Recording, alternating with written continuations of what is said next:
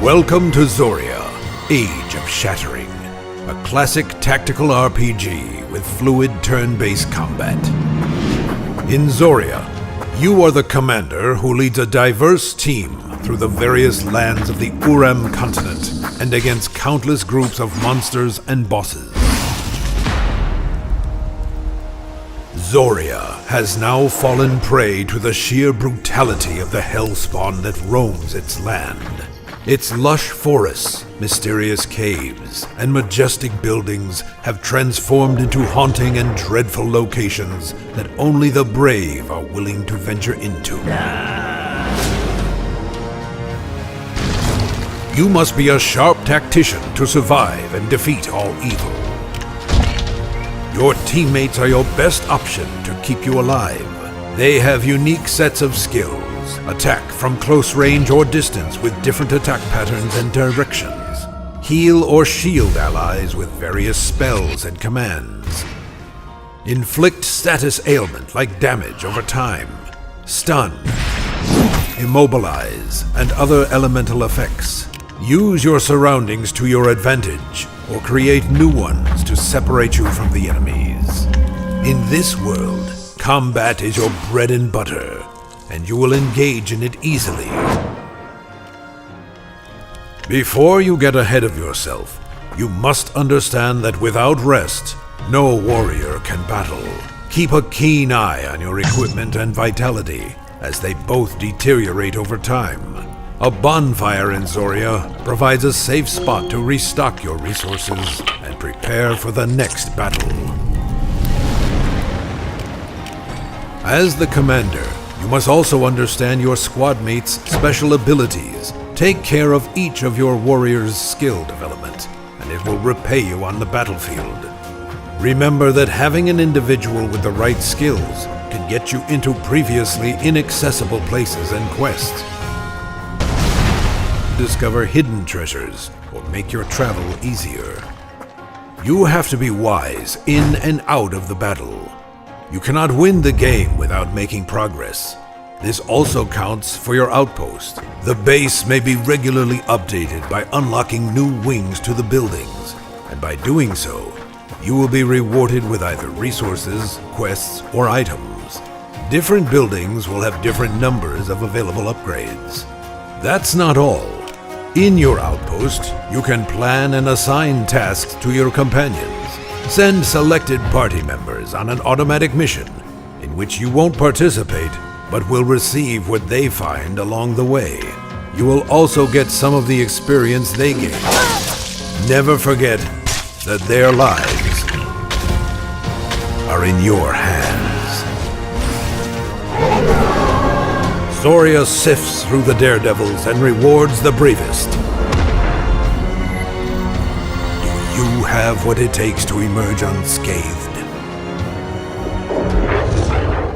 Greetings and salutations, dear strategy fans. Welcome to Tacticon. Welcome to another Devtalk. This time with the one and only, with the magnificent Stefan. Always working on Zoria, Age of Shattering. Stefan, who are you and what is Zoria?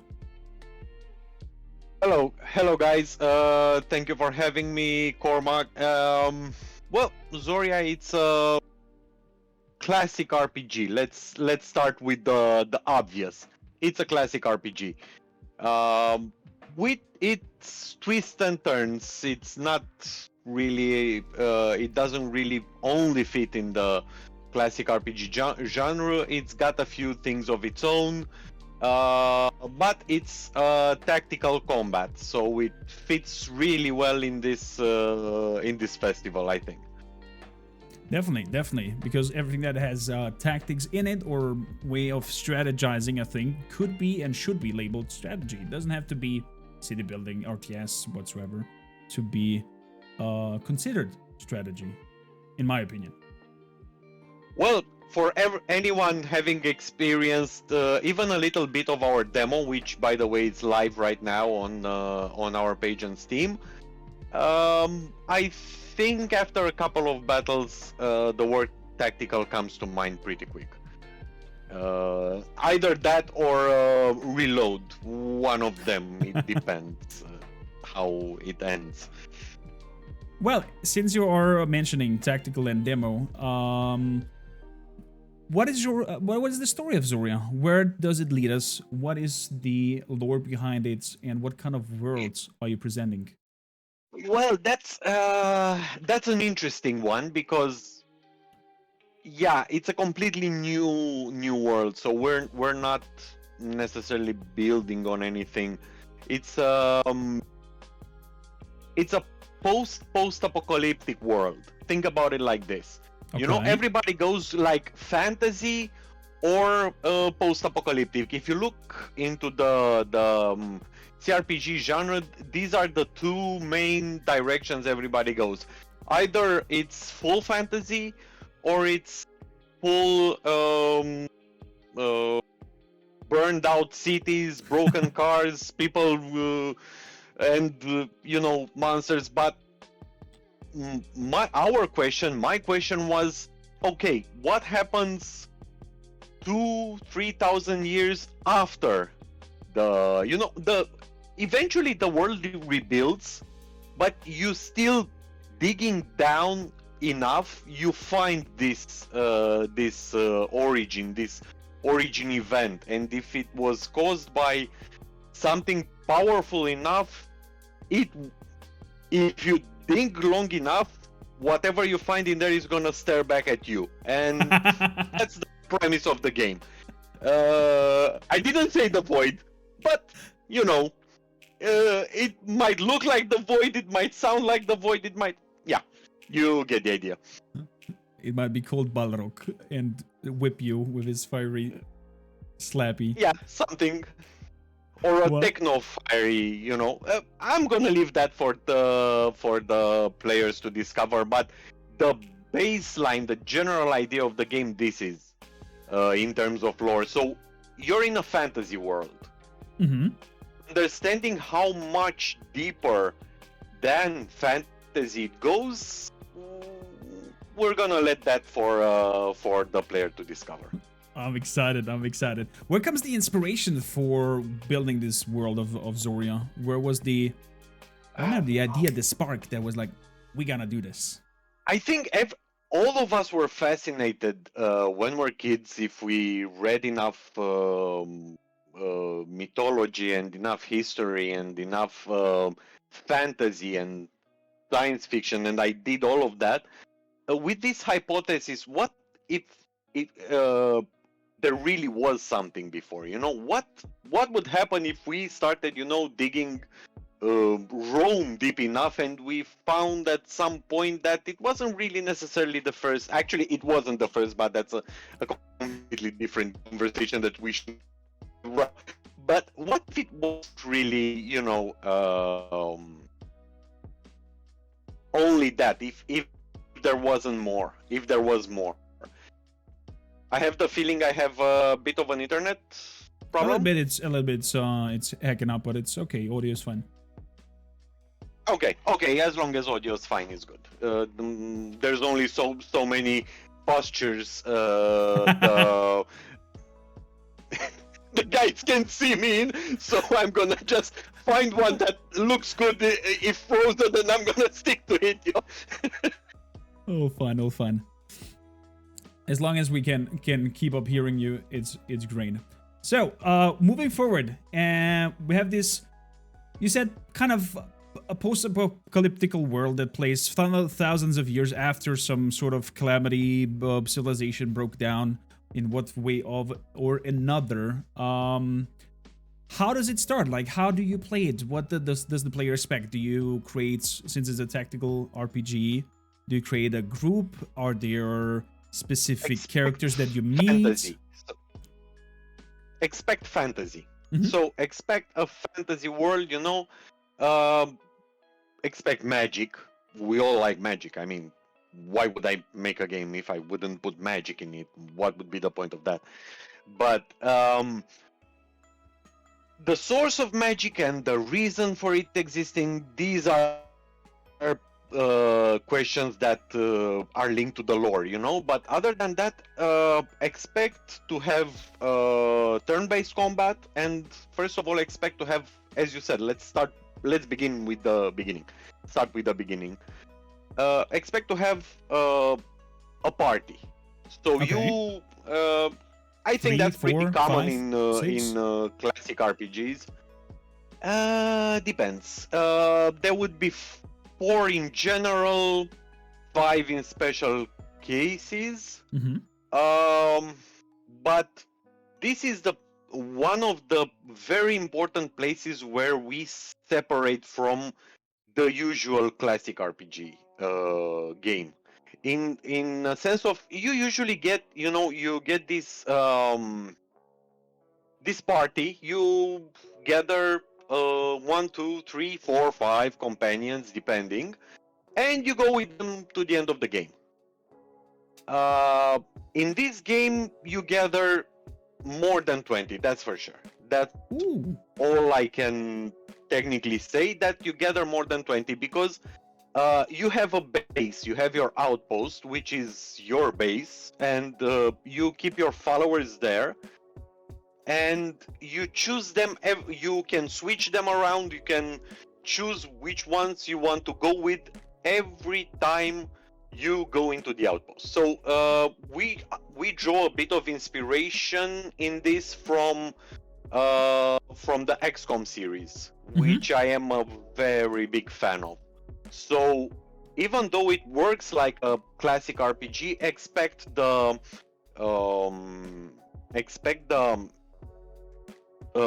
base management and follower management to work more in these terms, with many followers, with your ability to switch them as and each class has a build.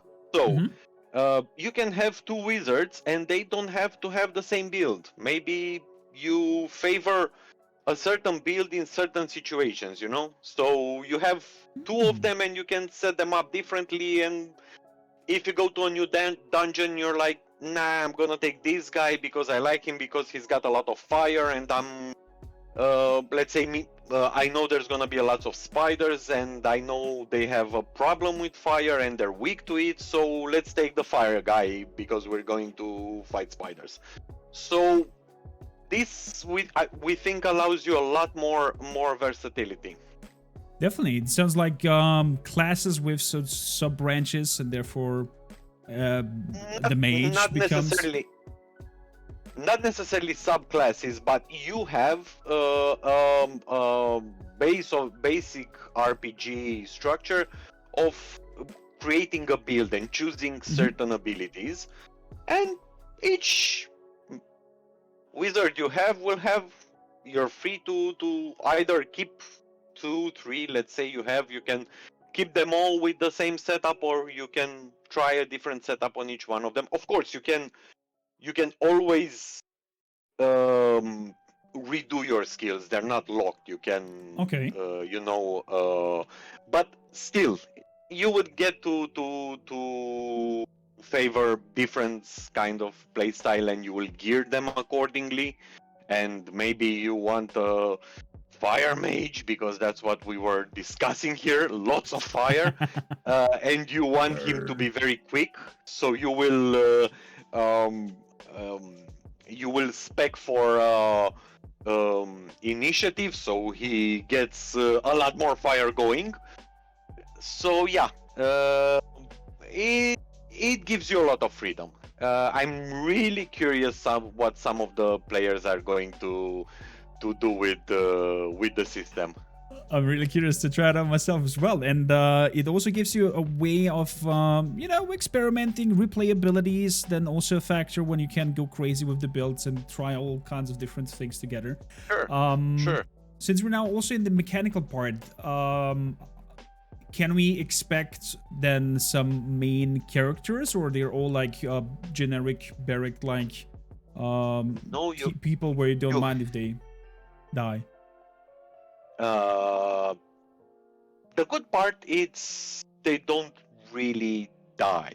Okay. It's not built around this. I think as a fan of these games, one of the my most major frustrations was exactly this, that you got into a fight and you lost a character you invested a whole lot into during the game and it died because you did something stupid or because the RNG gods decided 3 hits on you are going to be criticals because why not? And you know how Oh, that Jesus. ends. That's not gonna end with that's not gonna end with what game developers think it's gonna end with. It's not gonna end with you. Oh, I'm so sorry for this character. I'm gonna make another. No, it's gonna end with you loading and loading and loading and loading and loading until that guy doesn't die. So even if we have this mechanic, it's not gonna do anything. It's still gonna annoy the player until he loads and loads and loads again until he's got the desired outcome. So I hear you. I hear there's you. no point in doing that. We're all gamers. We're gamers since the early days of MS DOS and such. So come on, we there's no point in trying to make a generation of players do what we never could. So no, you don't die. Your characters don't die. But if all four characters you have in the party, considering you have 3 followers with you, die, yeah, you're gonna have to reload. But other than that, they don't die. See. But answering another question, you have a main character. You clearly have a main character and 3 other followers. So the main character is always gonna be in your party. It's you Okay. talking. It's you talking. So you have this this direction where you actually follow a main character into the story as he builds around him. He builds the outpost. He or she builds the outpost, gets new followers, new people into the gearing them, which again you can do through getting items or through crafting. We have a pretty extensive crafting system, so there's a lot of depth behind that because you have a lot of characters. So you're gonna need that. You're gonna need to spec a certain character with certain attributes. So yeah, we have a pretty deep crafting mechanic to address this. So, And yeah. yeah, we have another thing that's linked to characters, and it's linked to one of the main problems of this these types of large roster of characters. You usually get 2-3 characters, you play with them, you play for hours and hours and hours, and they're like level 25 and all the other ones are level 4. And what you do now? So to avoid stuff like this, the best choice is to have a side mechanic, and we're doing this when you have missions. These missions, you have certain missions with certain levels, with certain requirements of a number of characters, and you send them in those missions by themselves, and they return with beaten up. That's one clear option. You get them all, and you have to recover them. You can't use them immediately. If they came back and they're beaten up, you have to recover them until you can use them or take them with you. Or they come with loot and with experience and with gear, so you keep them at the same level, and at the same time you get more resources than just by exploration. Okay, well, to summarize this whole thing, you have a main protagonist until the whole storyline unfolds. Yes. Then we have turn-based combat as a mechanic. We have base building as a mechanic. We have crafting. We have creating your different groups and recruiting people and make your perfect group that you want to use and play with. You have a side mechanic that keeps your banked characters, so to say, in the loop of XP and being on your same level. Is there what other mechanics are we as a player about to expect from Zoria? Well, the main mechanics of classic RPG, that's exploration and quests and dialogues and choices and everything that comes with an RPG. I like good stories and decision making and like feel the weight of my decision. How will that play out? Is there like I don't know, a dice roll if you succeed to do something in certain dialogue encounters, or is there no. It's just choice. It's just pure choice. So I'm not gonna go on the same path of saying you have choices that change everything. Usually there's a storyline, and that's gonna be there. So it's not gonna change everything, but there's gonna be lots of changes in the choices you make. And those small changes might mean you might access a new character, or you might access a certain dungeon, or you might... So there's gonna be choices that have certain consequences. Certain consequences doesn't necessarily mean there's, I don't know, 20 endings or something like this, because it doesn't really... you brought out there for a second? But so this is, again, sorry? You broke out there for a second. It was like we lost you for 5 seconds. Good. I don't know. The internet is acting up. I'm gonna have a chat with it when this is done. But right now, I can't really do that. Don't worry about it. Don't worry about it. So, yeah, it's classic RPG, and sure, when you have crafting, you have alchemy, and because you have alchemy and you have lots of stuff you kill and animals and body parts, and you also have cooking, of course.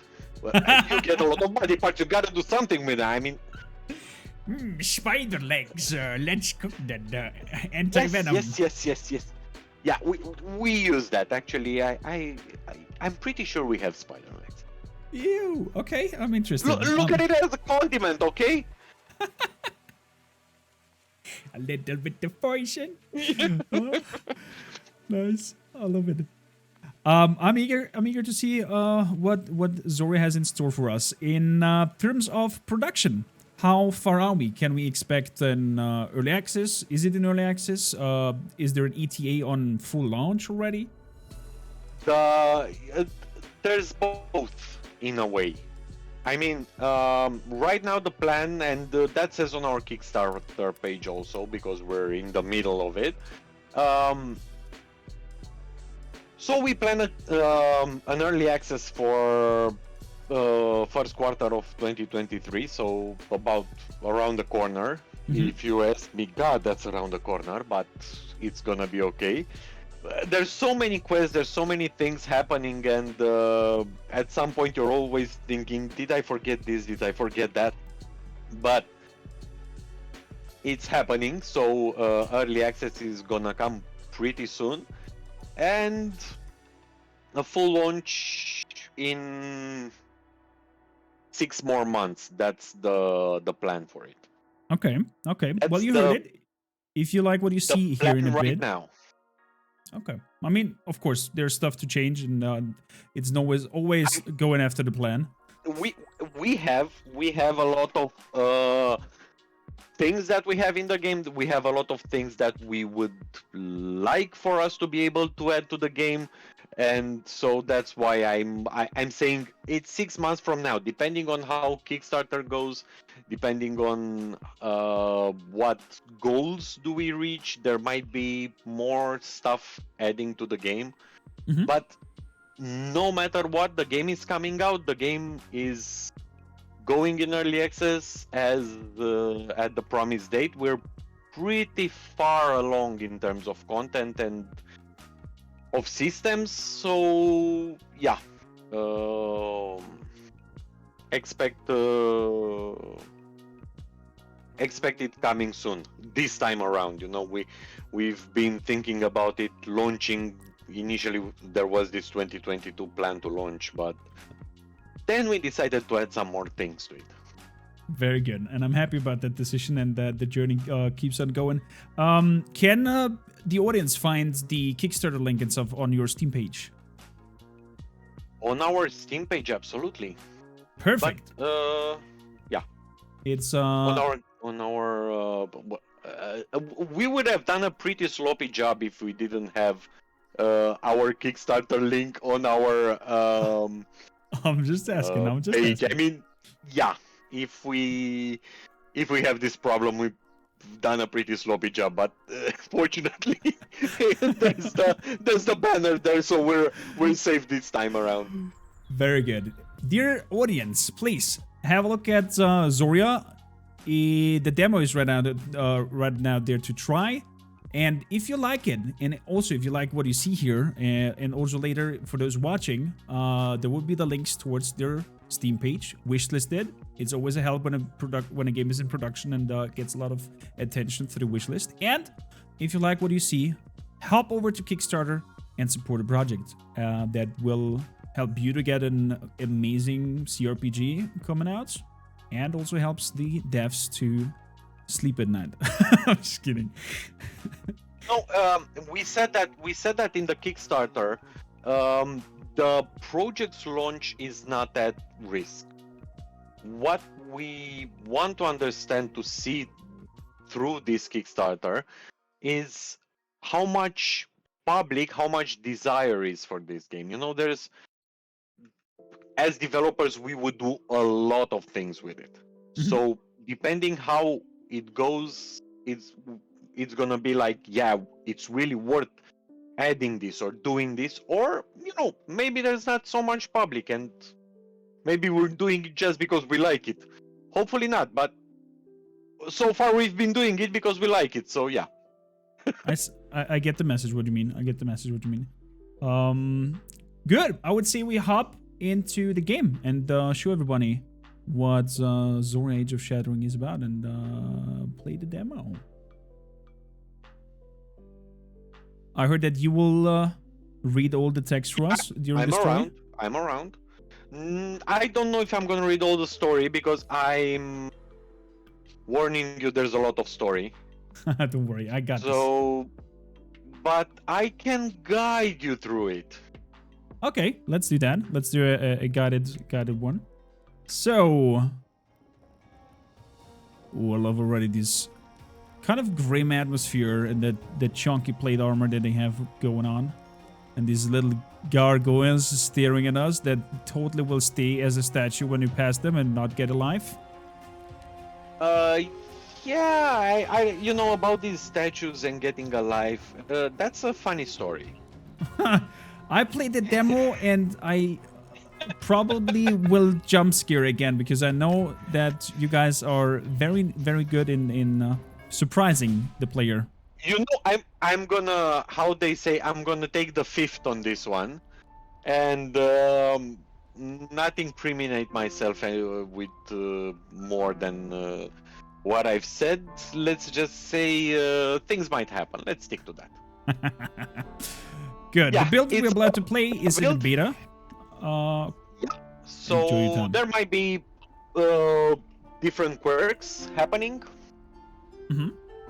We're hoping they're very few, but they might be happening. So it's okay. It's a demo. It's a demo. Stuff like that is to happen, and it's there to happen. So you guys can fix it. Should we go through the story, or do you guys give us like a little guide through? Well, it's a funny thing about the story. You're gonna understand this as you go through, but since you have the spoiler in chief here. Spoiler in chief a little bit, yeah. Absolutely. I'm gonna tell you. You play with in the main game. You play a captain of the alien army that you're fighting this big evil Izirian empire that's trying to defeat you. Well, we thought for this demo, how about you get an idea how this evil empire came to be? So right now you're playing with the bad guys. Oh. Speak, what do you have learned? So what is the scouts talking to this Kalevi? Kalevi will be then, I guess, one of your enemies to defeat.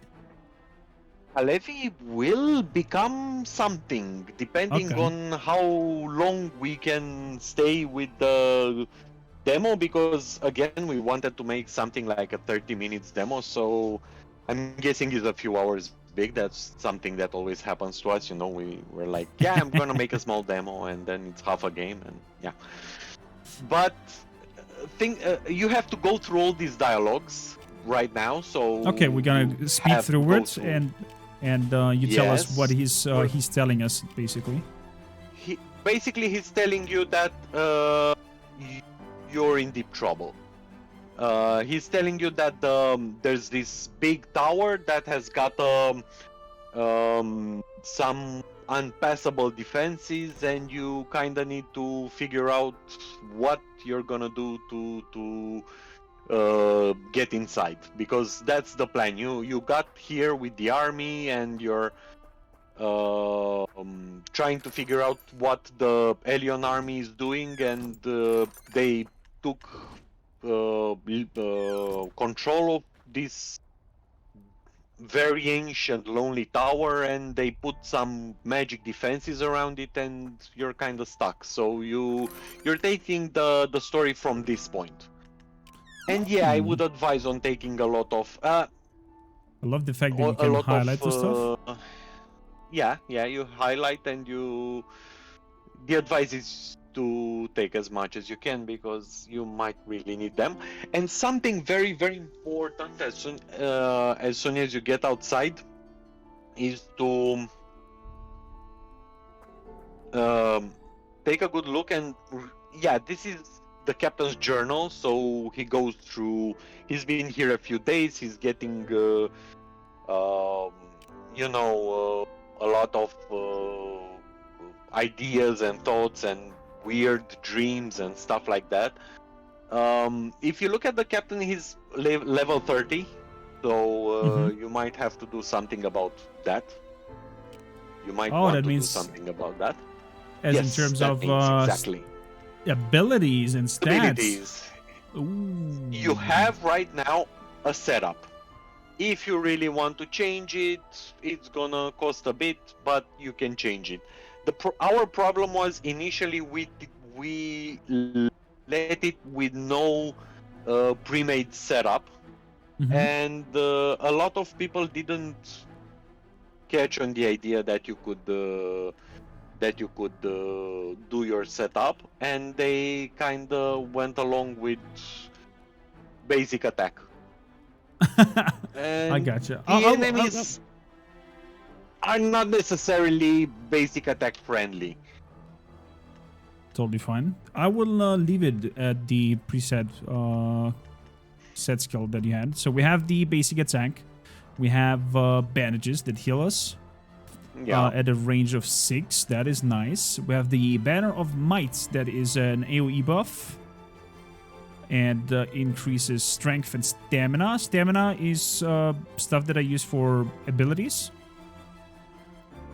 All of the stats you use for different abilities take strength from different stats. Different classes make use differently of stats. It's quite a lot to explain. So I like it. It's complex. So you have HP, you have energy to use things, and there's apparently stamina as well. Good. And you get fatigue, that it's gonna become a problem. Not in the demo, but it's gonna become a problem, and it's one of the mechanics that you kind of forces you a bit to change characters at some point, because they're just tired. You have a special mechanic for the outpost to recover fatigue. So this means you have to leave them in the barracks a bit. So yeah. Does the main character also accumulate fatigue? Yeah, but it works a bit different in his case. So you can't really let your main character at the base, you know. Yeah, totally fine.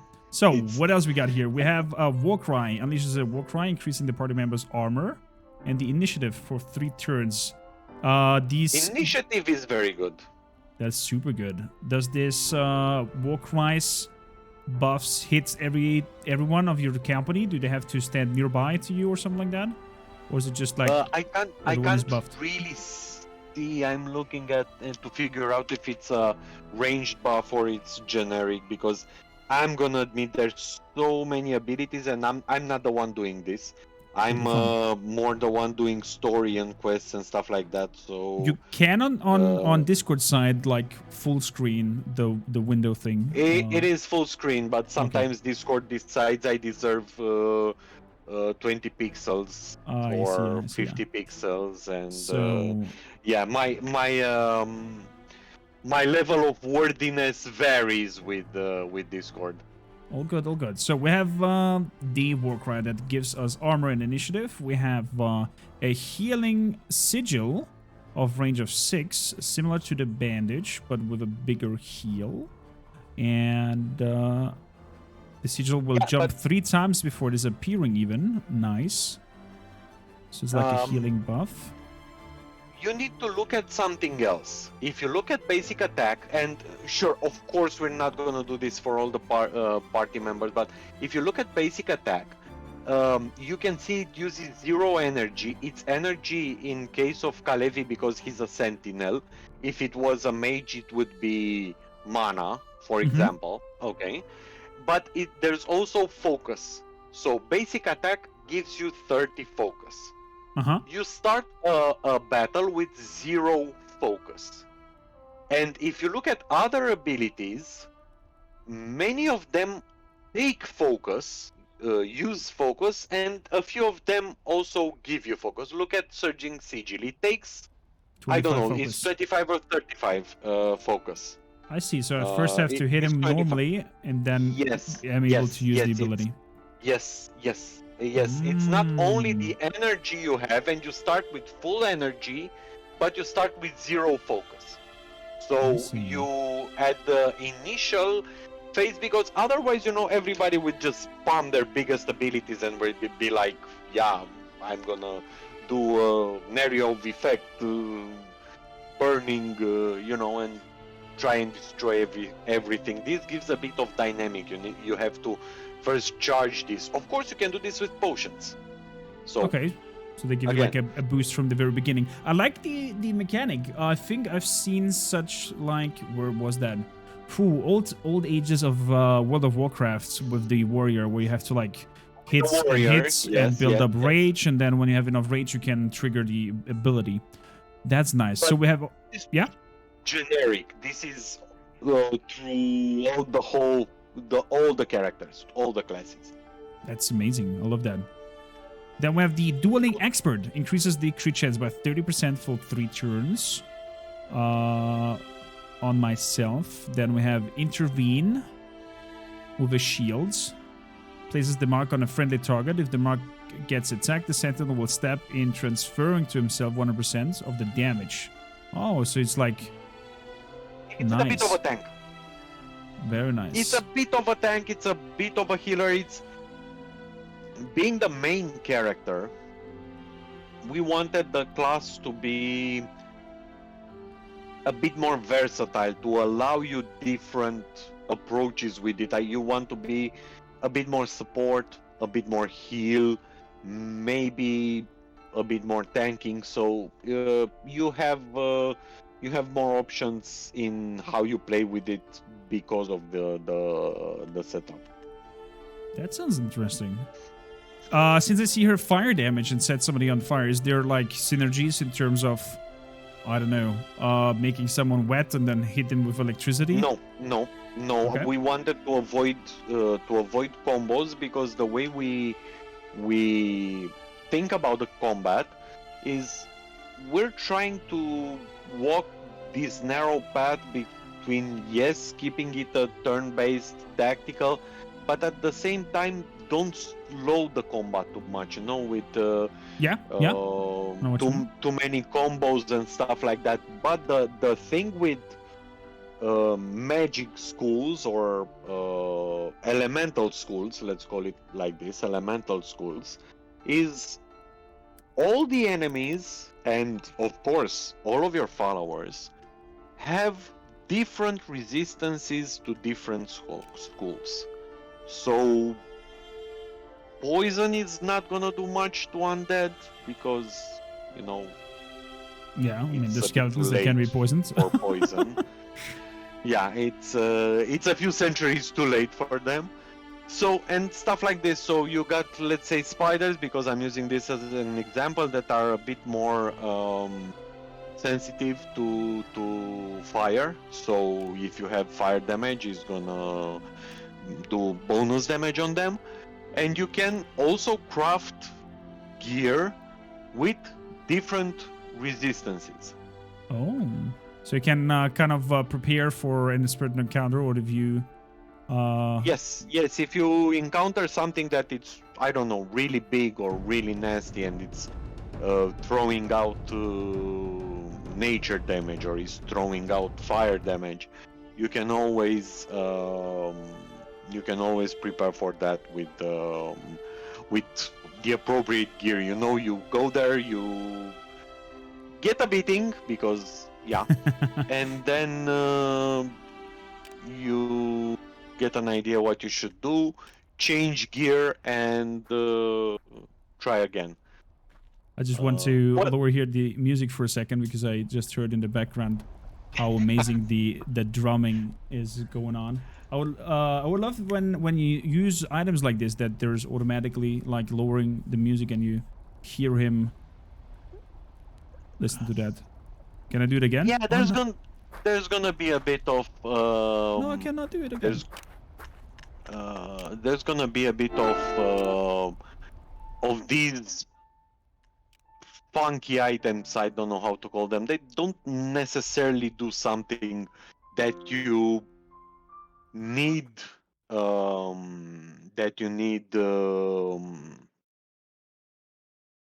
Need to interact with. no, that you need for the game. You don't have to click the war drum to for anything. The game is gonna go. Let me see something, because I see you loading. I mean, there's Ah, hello there, party members. of potential party members. Potential party members. I love the reflection that's going on here already. The art style looks amazing. I like that you can hold the mouse and he's like following your direction where you're moving it. So these Yeah, two. we're like 99% confident in the navigation. There might be a couple of corners where that's weird. You can use F and take everything, because we hate having to click every item. We really hate. And this is a bit of tutorial. If you click on the fire pits, you're gonna get into the cooking menu. Oh, what do we have here? Don't Mushrooms. really have anything. Roots, No. cookie, beer, soup, egg, salad. Oh, I'm getting hungry now. The UI is not the best UI the gaming world has seen, but it's gonna change completely. So all the UI you see right now, it's the old UI is, let's call it a placeholder. So we're doing a complete overhaul of the UI. I mean, this already makes me want to go eat. I mean, oh man. Okay, let's hop out of here before my stomach starts to grumble. I'm gonna tell you, because there's a lot more on the cooking, but let's at least get some followers, because I have the feeling we're not gonna exit the camp if we talk all the mechanics. So that's a thief. I guess they're.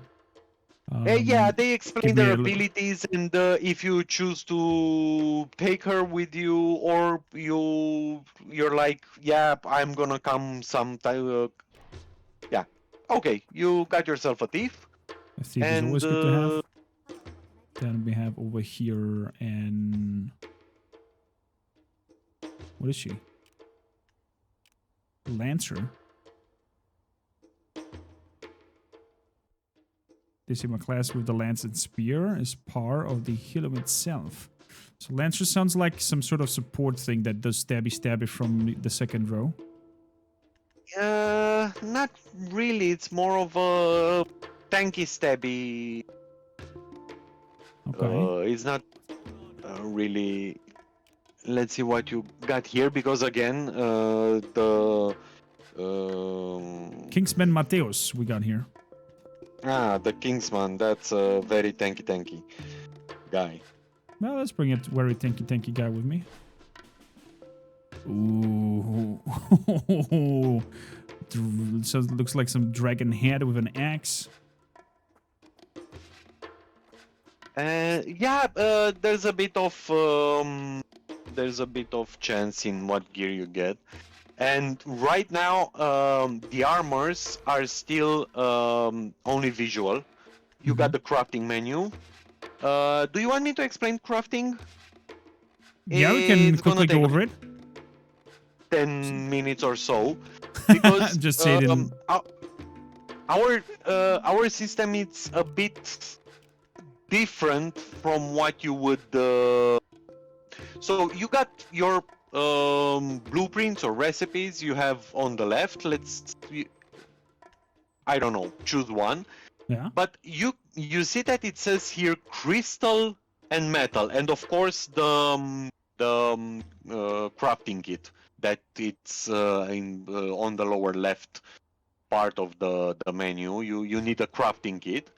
The crafting kit basically brings you the basic values that you see up there. Mm-hmm. Let's see if you have anything, a metal or a crystal. I doubt it, but I don't. I only have alchemy kits. no, that's for alchemy. Nope, I have nothing. Such a pity. You would get to see what happens. Well, let's You see have if we this can find crystal anything. and metal slot, but the slots don't force you to use a certain crystal or a certain metal. So the recipe gives you a... Yes, you can use a basic set of values, and beyond that, you choose how you steer the blueprint towards what. So whether you want, let's say, to use crystals with, I don't know, fire resist, okay? So you use a certain crystal that brings you fire resist, so you can... You're not just stuck with the recipe. Look, you got this recipe, it's gonna do this item. Yes, it's gonna do that item.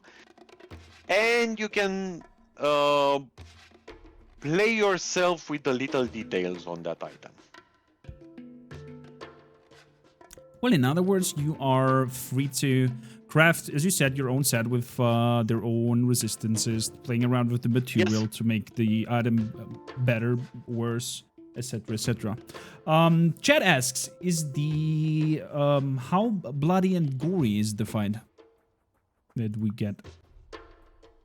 Well, that we'll see. It depends on your luck, I see. a bit of skill. I see our trademark bug.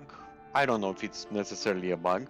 It's still here with the loading bar that goes all over the place. We kind of decided we're gonna leave it like that for the moment. It's our trademark at this point. We try to make it behave, and at some point we realize it really doesn't do anything. So you got some recipes there, and you have them. Not yet, because you got the recipes, you haven't learned them yet. Oh. So you have them in your inventory, and you have to click on them and learn them. Good. Now we have some antidote Can you potions. make anything? And we can make a minor healing potion. 8 of them. And a even. potion of coagulation. And a You see that potion of coagulation? Very, very important. Good. Let's make 5 of them. Yes, make. Because It's one of besides bandages that you get from I don't know places. It's one of the few things that clears bleeding, and if you're bleeding, you're gonna keep bleeding until you do something about it. Oh, that's nice. So Even after the combat? absolutely, all the effects, or most of the effects, work outside of combat. Some attack stats, but bleeding in particular has a funny way of killing you on the map. I discovered that myself a number of times. Is there do you think later down the line, or depending on how good the Kickstarter could work, can we expect to, I don't know, play this experience with a friend and go co-op? Uh, I don't know. We I don't know how amazing Kickstarter should go for us to consider co-op, because the system has been built from the ground up without co-op. So it So in would other be a words, no. major overhaul.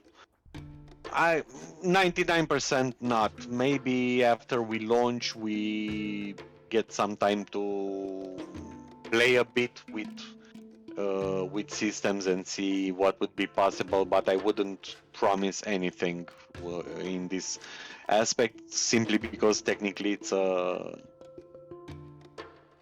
it's not built for this. It's not Okay. made for this. Yeah, totally fine. Totally fine. So we have here Julia with normal attack builds up focus. We have Shadow Step that buffs initiative and critical chance. And hide in the shadows, become invisible for 3 turns. Will remain invisible until your next turn or until your action is taken or other than movement. Okay. Then we have a Dancing Blade AoE attack that inflicts bleeding. We have a Smoke Bomb that targets an area and everybody caught in there is having their initiative reduced. Interesting. We have a Firebomb that makes some elemental damage. Also an AoE attack. We have Skiver, range 3. Thrusting this weapon into the enemy. The thief is able to penetrate the target's armor. Okay, so that's like heavy against heavy armor. We have a decoy. Then we have a slicing strike at range 3. Ooh, she's quite a range, little lady. And Dirty Tricks that debuffs the enemy's armor and magic armor by nearly 50%. Holy moly. Now let's go quickly through Mateos. The normal attack. We have the Engage. Compels enemy to use the next 2 attack against you. So this is like a taunt. So exactly, it says their taunt. The King's Resolve. Shield AoE of range 6. Consecrate a small area, providing a moderate damage absorption shield to all followers within. Cool. Then we have a Vanquish the Foe. A wide swing that causes massive damage. Has a range of 3. Wow, they're quite rangy. Nice. Then we have Deflect. Place a shield on a party member that will absorb 30% of any physical damage done to him. After being hit 3 times, it will release the energy stored to a single random enemy. Oh my goodness, this is nice. Then with Magic Deflection, place a shield on a party member that will absorb magical damage. And then explode. Hold the line. Oh, look at this romance. Nice. Avatar of Protection. The Kingsman receives a King's Blessing, increases armor by 200%. Okay, I mean, these are very far away skills already. Level 30 is the max level that you get in the game? You can go past that, but at this point, this is the bracket we're designing for. Mm-hmm. So there's not, a hard cap, a hard level cap, but this is the bracket we're designing for. We expect the content to... Sure, if there will be more development in the future, depending on so many things, there might be updates. Here. So, now, what is our task that we got to do? Well, just so we're sure, you have F5 that is Saving. quick save. Yeah, it's a handy key I see. to I mean, use once in a while. Let's see what quests we have. That they should all be in the journal. journal. J key, yes. Unusual And defenses. you Investigate the barrier. You Speak get the with supply miller at the lines windmill. quest that and you So- have a funny little quest down on the beach because the drunken oyster is on the beach because you have a fishing village. You're in a fishing village, so. Okay. And there's a lot more in the journal for whoever is curious. So you got the quests, you get record stories, a lot of things as you progress. As you got the journal previously, Mhm. and you can find it in records. So you can always read most of the things you pick up, most of the lore you pick up, characters you encounter, stories and stuff like that. And then you have the big story, and this is the first part of the story. As you progress, there will be more items unlocked. That makes sense, and also you can keep super nice in like if you I don't know can play for a week and then come back and you just can read up what happens. You know the last exactly time. where you are. Exactly. And in the creatures, let's call it like that. Let's call it in the bestiary. Yeah, in the creatures part. Right now there's nothing, and it makes sense because you haven't encountered any enemy. But Mhm. after the first encounter, you get to know about it. You get to know its weaknesses, you get to know its strengths, you get to know a bit of it so you can prepare for a next fight. But hopefully it's not gonna happen really, really soon. And you have on the map, you can find again a bit of They camp and rest a anytime bit you of need to recover health and clean some adverse effects. In making camp, you can also craft or a crafting station like a. yes. Let's try it. Let's try it out because you can just click rest and click R R for camping. then and place find the a camp. suitable spot to camp. Yes, and you can camp there. And Oh. then you see everything you have available. You have alchemy with you, you have cooking with you, but of course, there's only so much you can carry in your team. So a lot of the best cooking and alchemy you're gonna be doing back at your camp where you don't really have that much of a limit of storage, but with you there's a limit. It makes sense. And if you Totally. click resting, this is gonna be interesting. If you get past 4 hours resting, you need to drag the slider on the bottom to get to at least 4 hours resting, and from then on you can check different bonuses depending on the classes you have with you. You have the class symbols on the right, so again I can't really see what it's written because Discord we have has this way of leadership. Commander shares his experience with previous battles. Yeah. The experience gathered is Good. increased by 5 for 30 minutes. Knowing everything about poisons, the thief can remove even the most deadly ones from any party member. Or So we you can get- ration will decrease cost supplies for the same number of rested hours. This, by for 50%. example, is very important. If you see, it's gonna consume 24 supplies at this point. But if you click on that, it's gonna. If you click on the 21 now yeah, instead there. of 24. It's 21. So you get different bonuses. If you have wizard, it's a different bonus. If you get so it depends on the classes. And up there in the top part, you have food items. You know the food you craft through cooking. You consume here. You put there, and it gives you other bonuses. Cooking gives you two things. It gives you the supplies you need to do resting. You see these supplies you consume. You get them through cooking, and with special recipes you're cooking, you get bonuses. Okay. So basically, you prepare a meal for later when the battle is over and you kind of want to rest and rejuvenate a little bit and be like, okay, whew, that was a tough fight. And then Or sit down buff and... or get a buff for the next fight. Or that, yeah. Yeah. So at some point, some foods are gonna be very interesting. Not necessarily in the demo, but in the game. Actually, let's You get access to inventory. Let's try out the resting mechanics. No, it's not gonna do anything because you're at full power. Okay, yeah, makes sense. It will do something when you're low on health, on stuff like that. So you can just pack up and leave. Yeah. Amazing. Lazarus Lerpris asks, is there any RNG in terms of items, enemies, or maps? Enemies, not yet. Maps, no.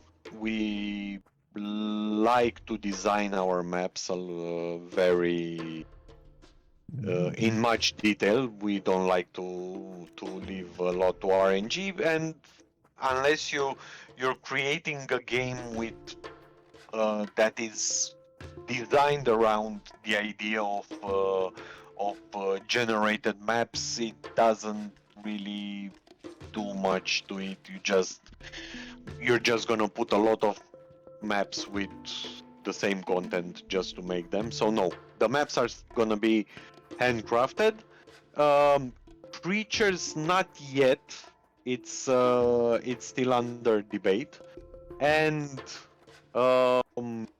items, yes. There's completely random items. There's generally there's limited random items, meaning we can set up so you get an item that's gonna range from level 5 to level 7, and it can be any type of item, or it's gonna be the same range from level 5 to level 7, but it's gonna be always a sword or always a chest. So there's various degrees of randomness. We can fine-tune that for every single piece of loot. So expect specific, a bit random, and very random depending on the places. Well, there you go, Lazarus. You got the answer. And I think for good storytelling, especially since you are, I mean, in a good RPG, in my opinion, it needs to have a good story, and it's hard to bring over the story in a good way and on a good pacing if everything is like completely randomly hitting you in terms of random maps and stuff like that. Dead worms, yo. Well, of course, you got dead bodies, didn't you? It's a dead body. It's supposed to have worms. I would not eat that meat. Well, you know, hunger does things. Oh yeah, that's true. If you open the map, you can see the objectives on the map. So in case you get lost, Nice. you get the objectives to the quest. I'm gonna add a bit of a spoiler and tell you that it would be really helpful to go to the westernmost of objectives, because that might unlock something very interesting. Come on, okay. we do a bit of spoilers. Of course, I'm just having a look here at the finds to give the audience here a look at how the fighting system works. So it's not grid-based as you often see. It's completely fluid. Yeah, and it's I love in the terms transition of positioning. Here. And keep in mind, everything except the items in combat still works on the real-time system. So you are in combat with these two enemies, okay, but the rest of the map still functions normally. You might have a big patrol coming your way, and if they're within range, you're gonna have trouble. Because they're gonna enter combat.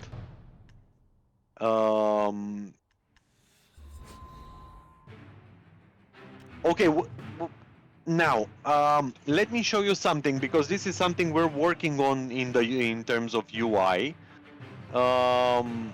And this is on your next attack. I'm gonna stop you for a second. There we go. So if moving your cursor, you decide where you want to move, but depending on where you move, you will see the icons above your enemies and above your characters change. See, so if you move to the left, more, let's say more to the left, the guys on the right, you're not gonna be able to cast bandage on them because you're too far from them. So following the icons above each character is gonna tell you what you're gonna be able to do once you're in that position. Exactly. As I hover now here back, I see the bandage for both characters above their head. So if from that position you can cast bandage on any of them. If you move to the right, you're not gonna be able to cast bandage on the one on the left, and vice versa, of course. So That's depending on where you go, you always have to look at these icons, because you pretty much all the time when you make a move, you want to do something to a certain character. You want to heal a character, or you want to attack a character, and then you have to look at the position and to get an idea whether you are able to do that or not, or you're too far and not in range, and then that's another problem.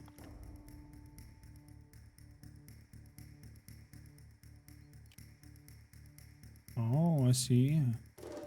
That's how it works.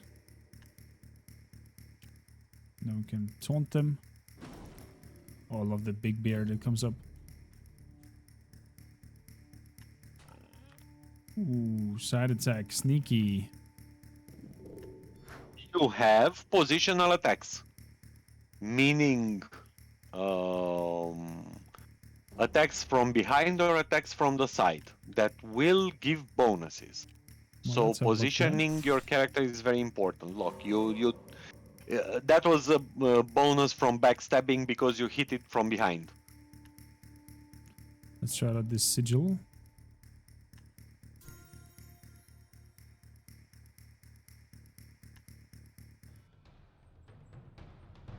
Then we have the intervene.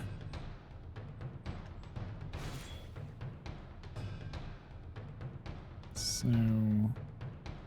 this is an attack. Bash of the Wrath. Turns into arcane energy, slam it into the target, will deal massive damage. Let's take care of one of the boars.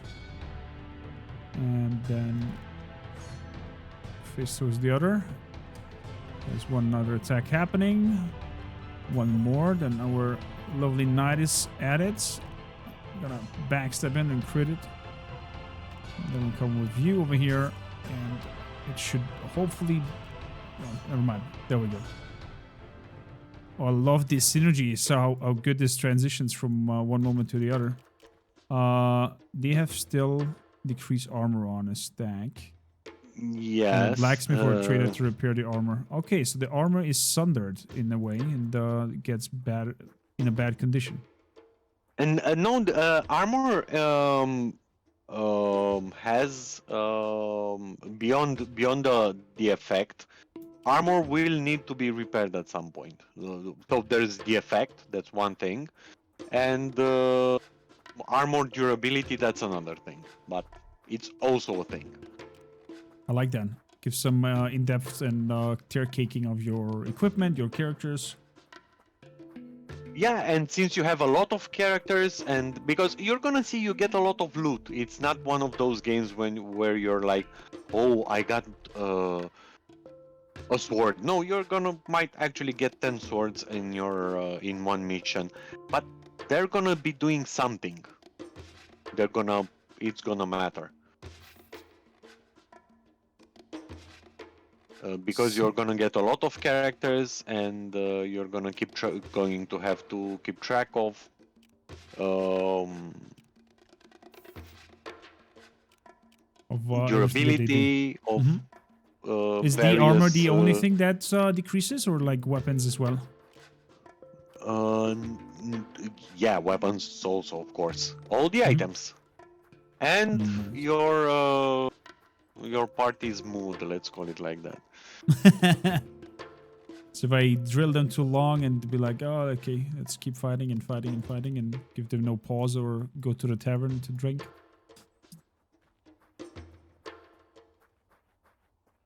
Definitely like the vibe that is you give me, and how smooth it plays out. What the frick is over here? Never mind, you said to the west, to the west. Focus, Corm. Don't get distracted by every little thing. There is a cow. Hello, cow. No, again, it's an No! RPG. I wanted to talk to the cow. That was a talk item, not an attack. Ooh. Yeah, never we're mind. working on that icon, but even so, what did you do? I just killed it. Uh-huh. Okay. An offer to the gods can be Tell me- held dear. Be honest, you wanted a steak. Shit. So, what can we do here? Ooh. Armor buff. You're gonna find these along, and each one of them has a different buff. So, but one buff. So you don't get like 10 buffs. You get one buff. So, in other words, you have to decide what buff from what altar you want. And oh, this hello, skellies on the ground, and more skellies. Are they moving? And more. I don't know. If they're not moving, it's okay, I guess. He's such a liar. I'll pick these flowers. Damn you if you wake up. Okay, all good. Ooh, magical barrier. Hello? Yeah, that's the big barrier, and no, it's not good. I don't think it's gonna bite. No, it's not gonna bite. There's a bit of a story here about the barrier and what happens if you get close to it and stuff like that. But again, it's a bit of a story. If we read through all the story, we're both gonna be seeing the sunshine, the sunrise. So before going to sleep. So I would actually love if the barrier would zap you if you go too close. Like bzzt, dead. actually, we were thinking about this. Oh, who are you? Troll. Oh, there we go. They come running in.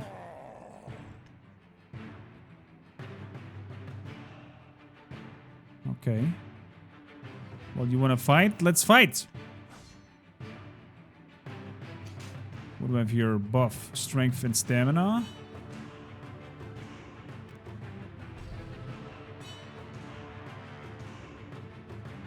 Beautiful.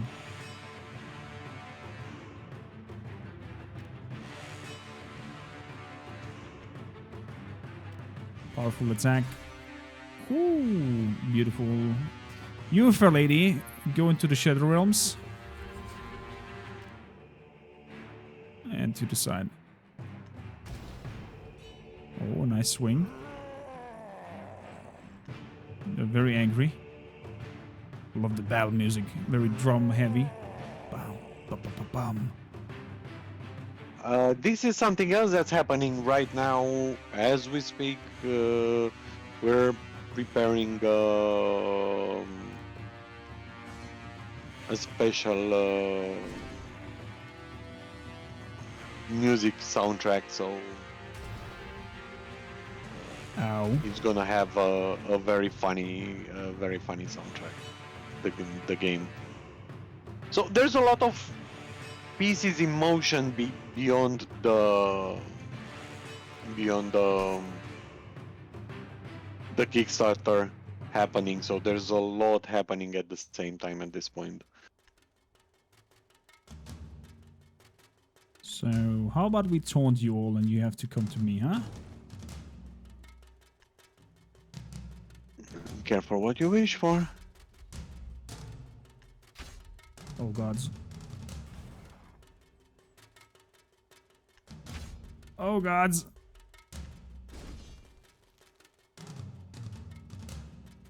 So... You asked for this, you know? Yeah, that's true.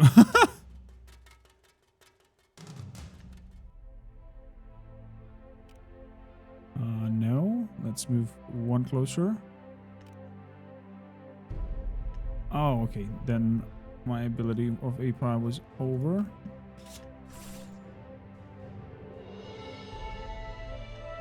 All party members around the sentinel receive protection and remove incapacity of party member. Move stock. Okay.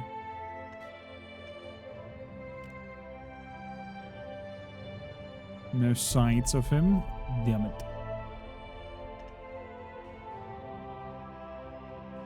I could move over here.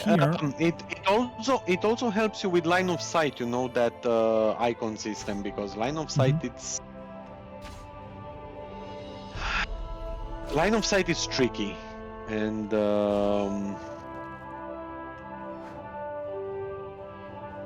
now if you look at the and not necessarily only you but everyone who's watching, if you look at the combat queue, you will see the characters don't necessarily get to their next position, get all the way to the bottom, because their position in the queue always depends on their initiative. This used to be called speed, but nobody figured out, funny enough, nobody could figure out why certain characters get placed where they get placed in the queue. So we said, okay, let's rename it initiative, so it's pretty clear why everybody gets where they are on the combat queue. So you can spec for this if you want to have characters that hit more often. You saw the soldier didn't go all the way to the bottom, because one of your characters has pretty low initiative and they get to take their turn a lot less than the enemies.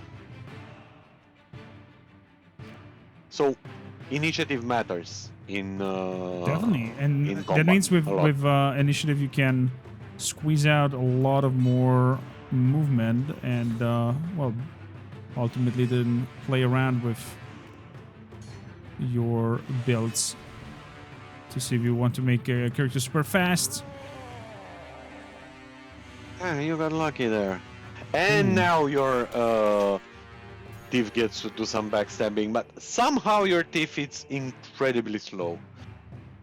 Or not necessarily. It's just these guards that are very quick and they take a lot of turns.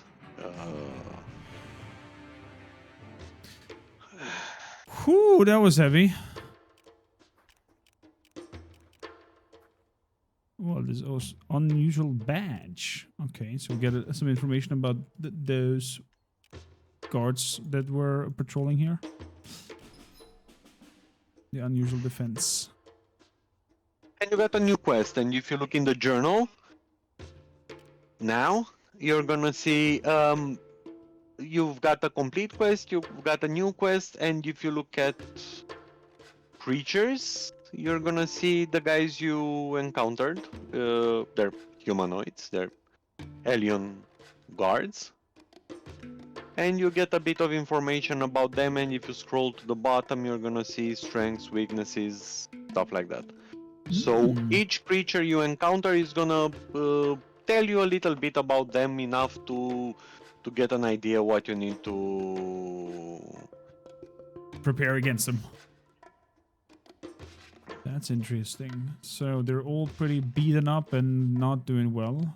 Maybe we should do a rest somewhere. There's a tent and a fireplace. And there's a dude.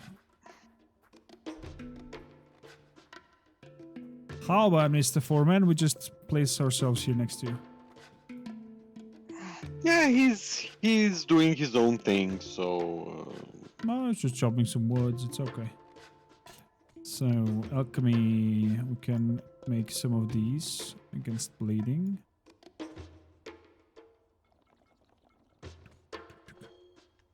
Good. We can throw in some healing potions. Good.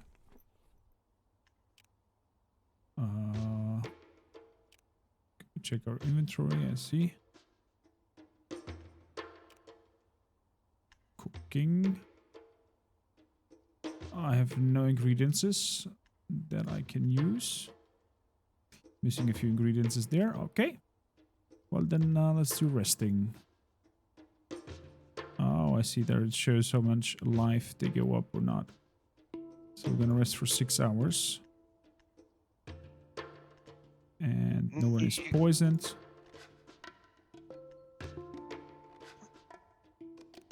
Let's do that. And this is something I want to, show everyone. Because this is something we didn't really mention in the but yeah, have a chat with this guy because this is certainly another quest. Supply lines. Scared about some ghosts. Yeah. Kill the undead roaming around the lumber mill. Hello there, big boys. I would save. Saving is a good thing to do. Usually, just look like that, and especially when you're dealing with undead, and you see them, you kind of begin to see them, and you see they keep moving, and if they get too close, they're gonna join the combat. That is freaking cool. So choosing where to fight in many situations is gonna be very, very important. Because you might think you're taking on 2 characters and you're taking on 2 characters on the patrol. That's why we wanted to keep this system and not lock everything around, because it makes everything more fun and gives a little bit of unpredictability to the whole game. Bring it, little... Okay, we missed that. You go into the shadows.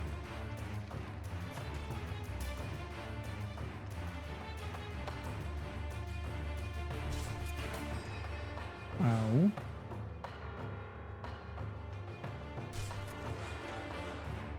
Pathetic. So we have something that should increase our initiative, but we don't have enough focus for that, so let's work on that.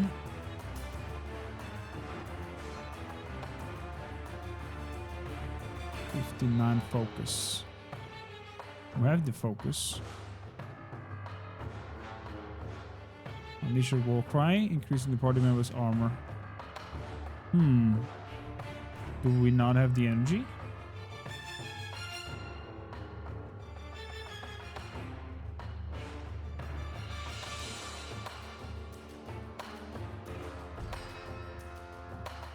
Let's toss that down here.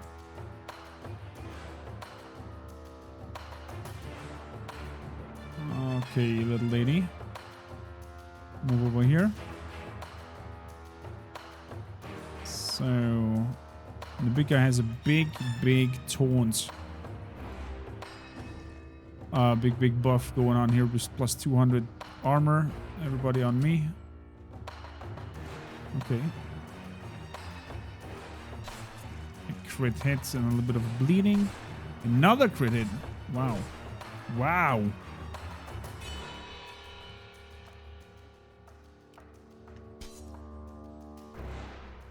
Stabby, stab, stab.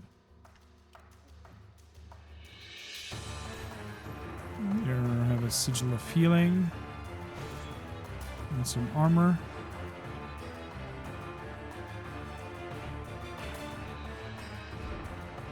That shield on me, so if they attack me, I block, and my armor will explode at some point. Dude, sneaky. Ow. Another one bites the dust. Let's get some healing done.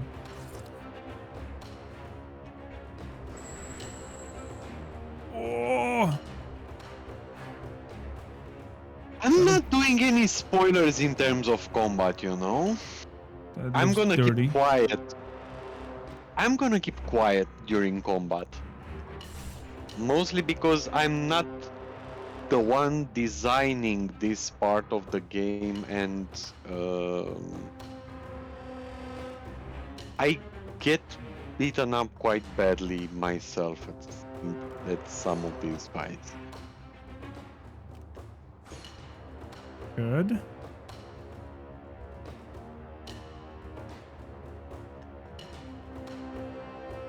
For chance for 30 turns. Okay, it's a self buff.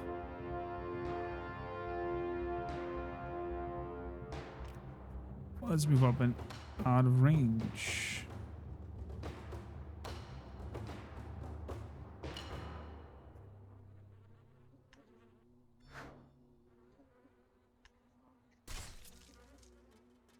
That was the dodge.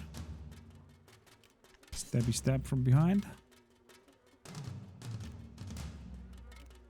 Hit him once.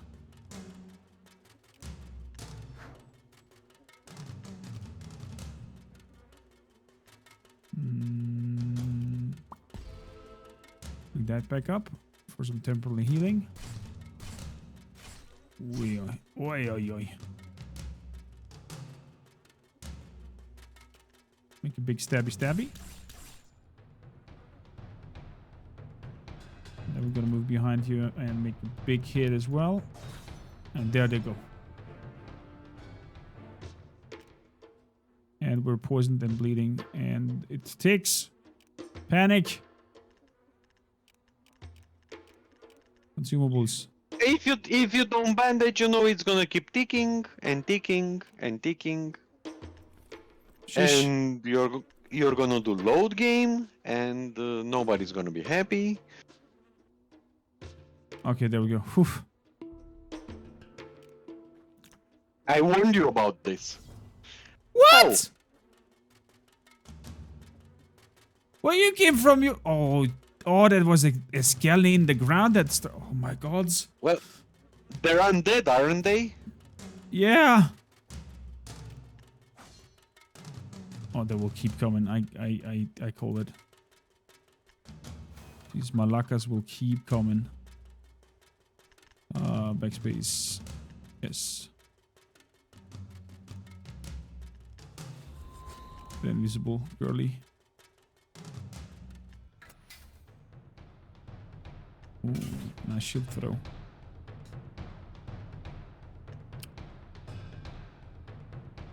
Just keep swings at him. Good, good. Coming close. Make some backstepping. And there we go. Okay, did save. Why do I keep going here? What is this now? A ghoul. Hello there. You look feisty.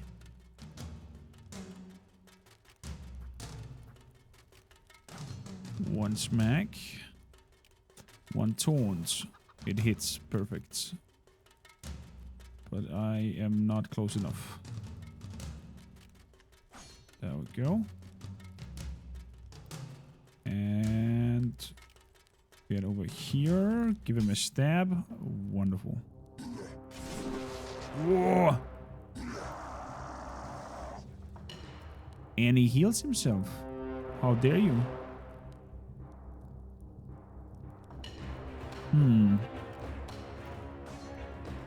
Good. Good.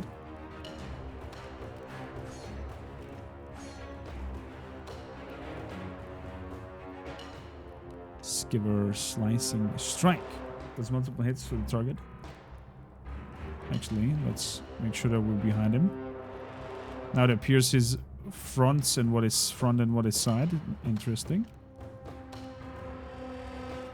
I'll make a skiver. Ba-bam.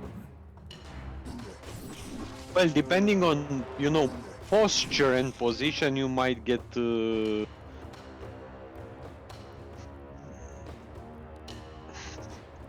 Let's try the war cry. And now all my initiative went up.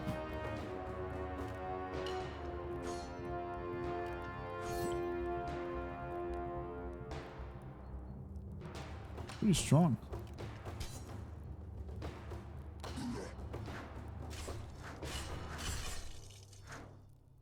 The attack looks so brutal as he carves into you.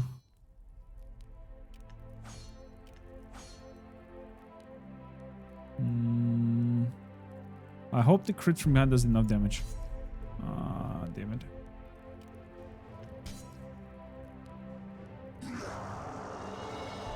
And he heals. Okay, I think we can take him out with normal attacks here. There we go.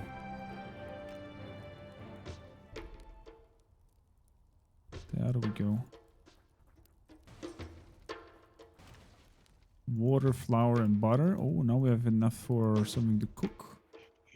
You know, I told you to save often. Yeah. There was a point in that. Prepare some mushroom stew. Adds 15 supplies. Nice. It doesn't matter anyway. We'll all be dead soon enough.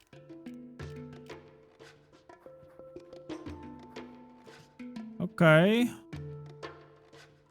Oh, there are no people coming back.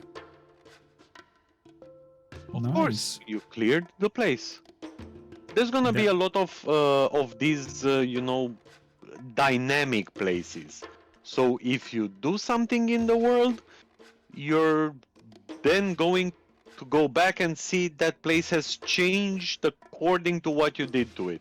And you might actually, not necessarily in this case right here, but in the game, you might actually get new quests, and because there's new people coming to that place because you cleared the place or anything like that. Oh, that's I love that when my actions in a game are given an impact and I can see stuff is happening because of my doings. So now the place is functioning. It doesn't necessarily have anything I don't know, to in terms of another quest, this instance right here, but it's meant to show that your actions will affect the places in game. Ooh, poor ship down there. And that is how it should be, because that makes a world feel alive. It gives some texture to it, and it just, I don't know, makes you feel as a player important, because you get the feeling that, okay, I did there's something happening because of me. Look at them now, they're working, and so on and so forth. Now, if I were you, I would return to the base. Okay. To your camp. Let's call it camp because it is a camp right now. I'm so used to, you know, working on the main game and the base, and that I'm still using those words, but basically now you have a camp. It's a bit of travel. We're investigating possibilities of doing Fast travels. fast travels, but for the moment, for the demo, Ooh. It's not really. There's nothing in terms. I got this question at some point. I don't really know where, but don't remember. Maybe it was Discord. Maybe it was the forums. But no, for now there's no fast travel. But we're looking at ways to do this so people don't have to travel so much uselessly. In a way, we like letting people travel because that's how you discover things. We like to hide a lot of little small things in the game, but yeah, I'm really there's I like that. I really Yeah.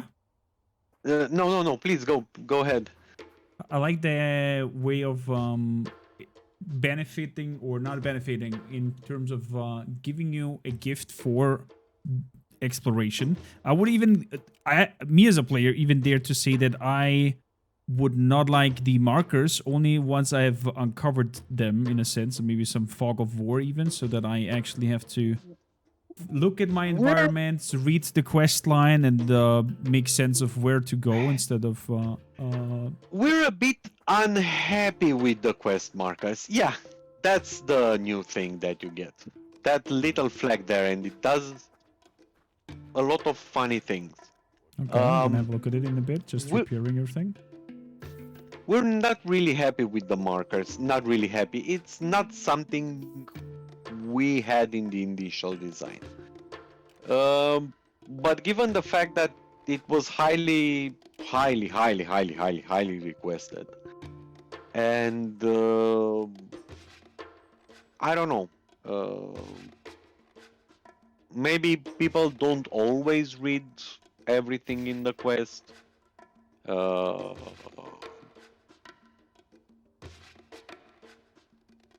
so they're necessary at this point. Maybe we're gonna do something like a fog of war, as you said, but we're still looking into it because, again, the quests usually tell you where to go, but expect that a lot of the players might not read every line and then get a bit confused. I get it. So the markers are there to stay. We're gonna see how we're gonna adjust them, but click on that little flag.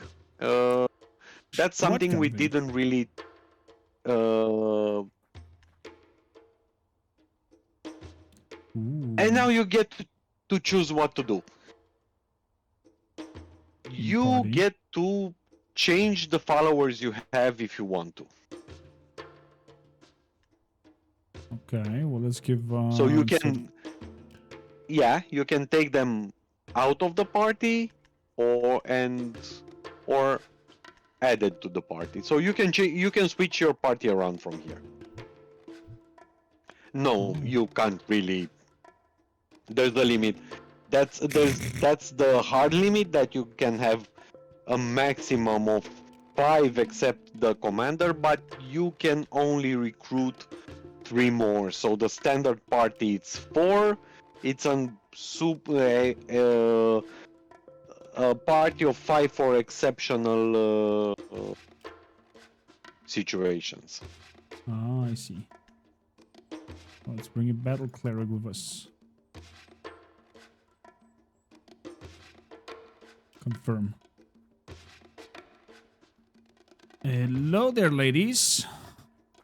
That was the idea. So, and now you can do that as many times as you want.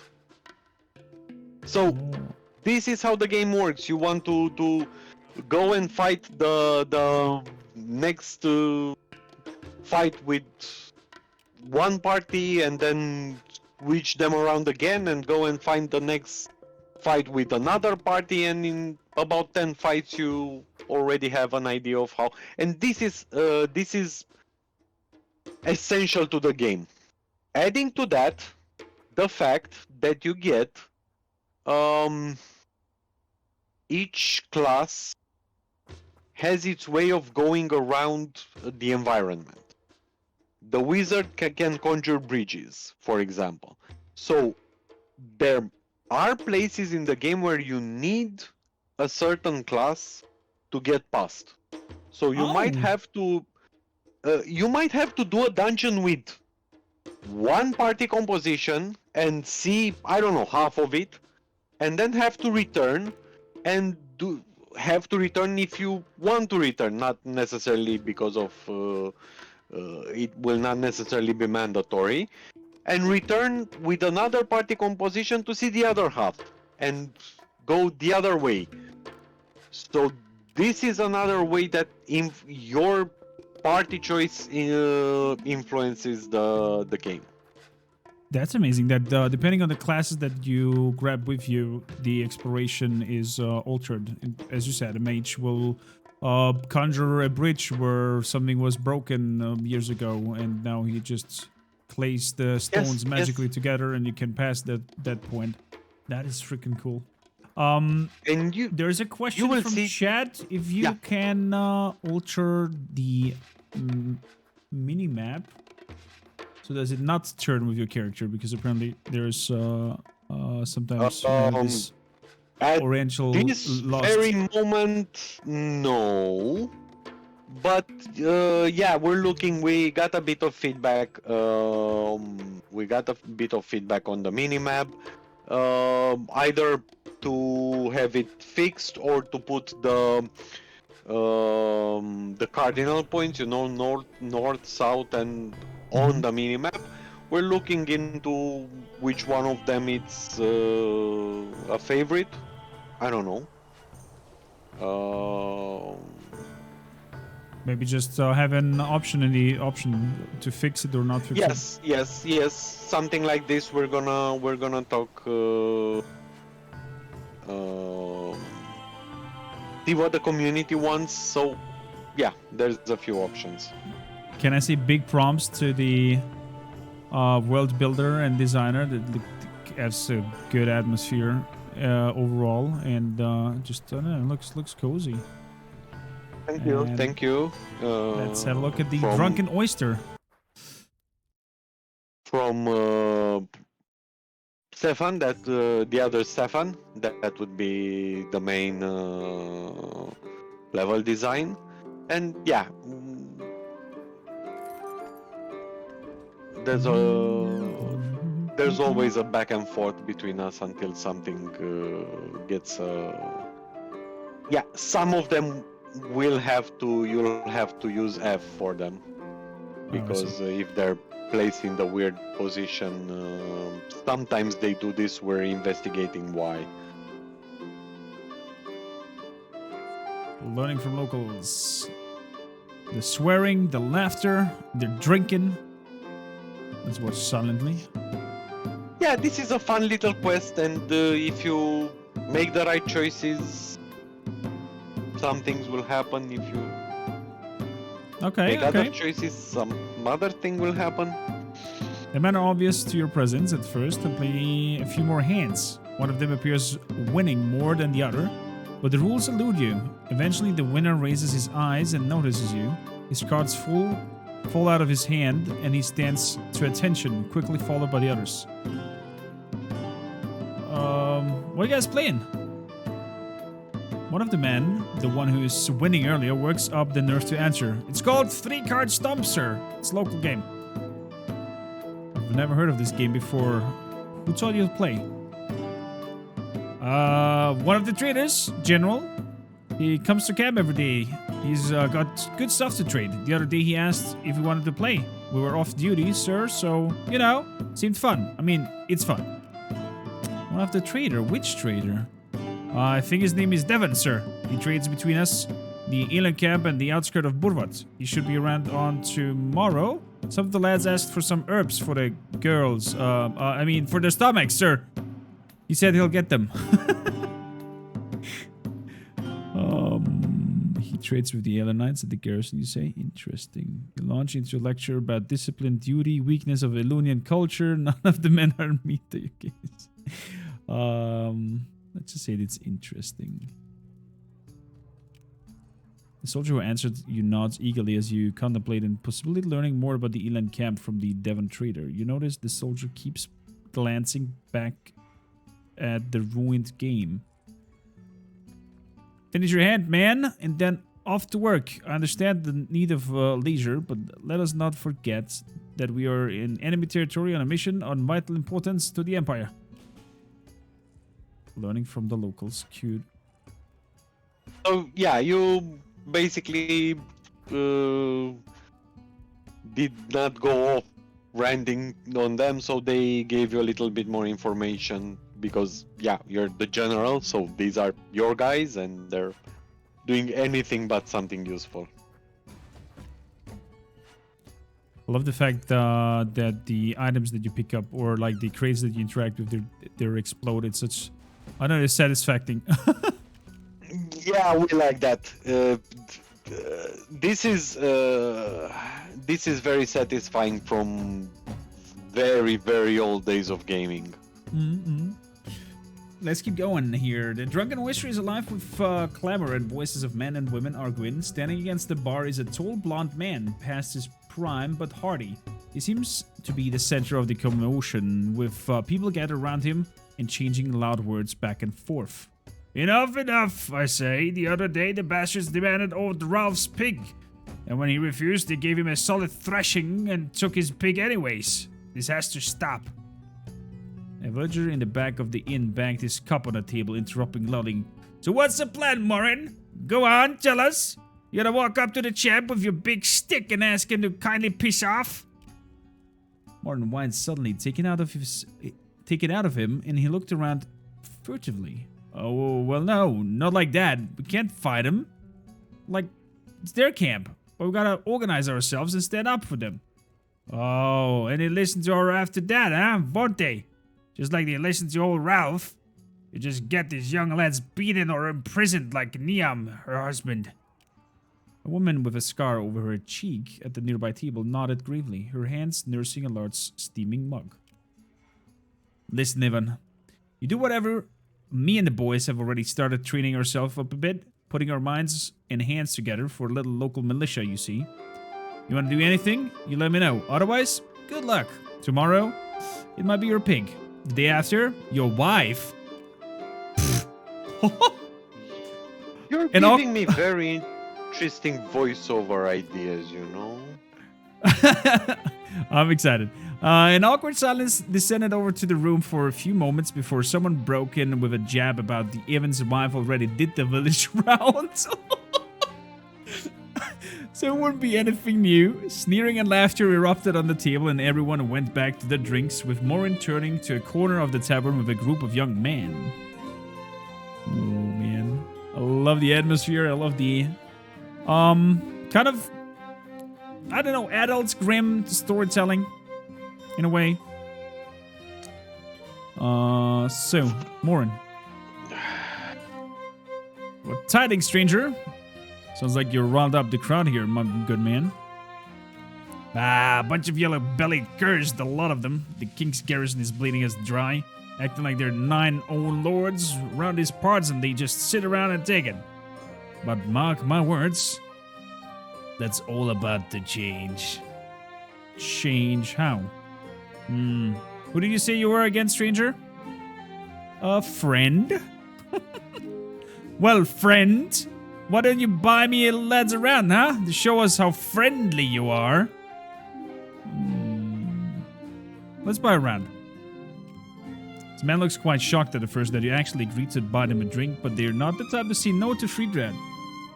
Good health to you then, friend. What brings you to around these parts?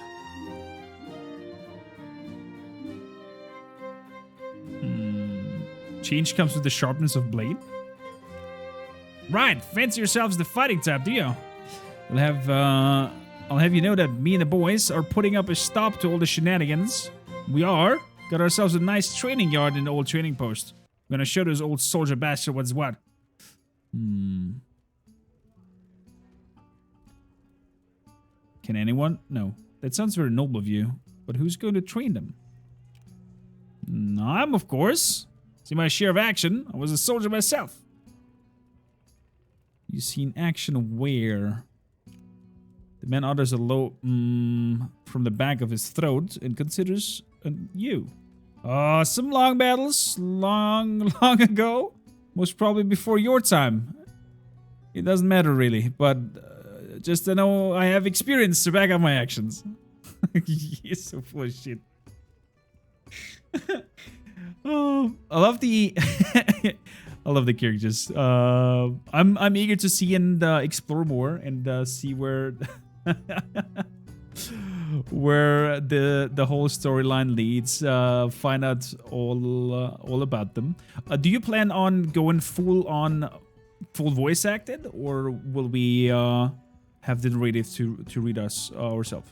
What we would have liked to put it in full voice acting, but at this point, I turned off the camera, but I think we can fix that in a matter of a couple of minutes. Yeah, but we're gonna be somewhere in the middle, meaning it's gonna be a partial voice acted, meaning main quest and most important story bits, something like this. I hear you. It's not gonna be really full voiceover, especially because it's a pretty big game, and that's gonna be that would mean very much voiceovers. So we're sticking to what is in the realms of possible, and that is moderate level of voiceover and not full voiceover. How many words are written for the game? An estimate do you have? I don't really have an estimate right now, but it's in the realm of 150, maybe 200,000. So it's a lot. It's a lot. Well, that I can tell you for sure. I think we have a very ambitious, complex, and rich world of Zoria to explore. I think it has great potential for a good RPG adventure, and it feels right. It plays good. I mean, of course, you have thrown in max level here, and I'm like a little bit overwhelmed with the abilities and what they all can do. But you will grow into them, and you will get to know and use them better, and the whole fighting synergy will be faster then, and you don't have to like, oh, okay, what is this doing? What is this doing? So in terms of that, it will be a lot fast-paced terror combat. I wonder, in terms of battle themselves, do you think you guys will also go crazy in terms of, I don't know, giving the models ragdolls or some other... Well, there's a lot of, small, funny, quirky things we're trying. People playing the demo, if they go deep enough into it, because as I said, we made a small 30 minutes demo, so there's a lot of demo. That's the result. There's a lot of demo. And you might at some point maybe encounter a dragon. You might at some point maybe encounter a lot of skeletons and things happening. You might at some point encounter ghosts and ghost ships and stuff.